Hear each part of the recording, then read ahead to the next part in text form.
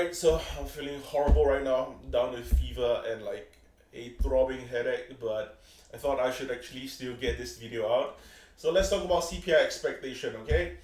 So we're gonna be getting our CPI on the 10th of August. That's basically gonna be reflecting the July inflation data, and it's gonna be a relatively special one because according to forecasts, we are expecting to get a 3.3% year over year.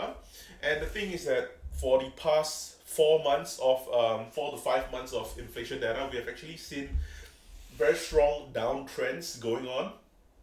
But right now, there's a sudden small uptick of a 0.3%, which is effectively about 10% from the previous month. So I'm not sure if this is going to be bringing a lot of concern in the market. I think that it would only bring it more for the Feds to actually have more of a conviction to just raise rates again. A few of the Fed members actually came out to talk about how they do still see one more rate hike happening before they completely pause for the next 10 to 15 months from there on out. There's also a very good few Feds member who think that rate hike is completely done. They should just start pausing from here on out. But I think that there is a good chance that this coming CPI would actually serve as the bedrock for them to think that okay, maybe we should just have one more rate hike, and then we can pause perpetually from there on out. So we are not sure if this CPI data is going to be coming out to be at 3.3. Right now, the forecast is at 3.3. Personally, I'm looking at the markets. I'm reading up a lot in the past week. I don't really see where inflation is going to be persisting. Other than food inflation, which I've also been talking about for quite some time, other than food inflation, which if you take it out of context, if you put it into core inflation, I don't see any persisting core inflationary trend. So personally, I'm not sure where the persisting inflation would actually come from. But most likely it's going to be coming from your airline fares. It's probably going to be coming from housing still, because right now, even from the housing data that we actually had the past month, it's not exactly good. Housing prices is still not going down as of yet. So we're most likely going to be still seeing a little bit of persisting inflation from there.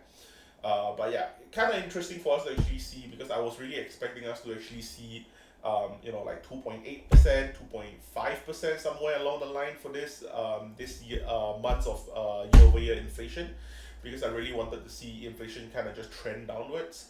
But if inflation were to actually find a solid so-called support line on 3%, maybe what Bill Ackman said might be actually true, which is persisting inflation might actually make us not see a 2% in the long run, which according to the Feds, which is what they are actually looking forward to, that might not actually happen.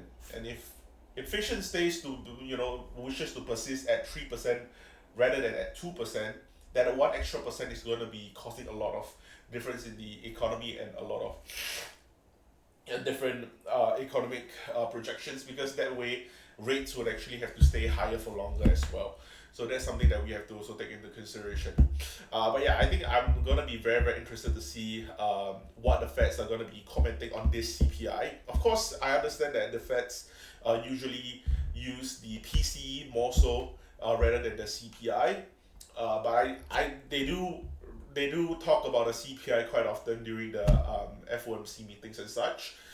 So because they do still want to take a little bit of data from there for them to actually know what they can actually project for the next meeting and such. So gonna be quite interesting to see the CPI. By the way, I think the next FOMC is going to be in September. So we're not gonna be having an FOMC for this month. So the next time we're gonna be having the next time we're gonna have an FOMC is going to be next month. Hence, we're gonna have two more CPI and two more PCE. One more PCE actually. Before we actually go into the next FOMC. So hopefully, if this CPI were to actually turn out to be 3.3% year over year, hopefully the next month we actually get to see a relative trend down. Otherwise, there is a very, very good chance that we might actually see one more rate hike according to all those Fed members.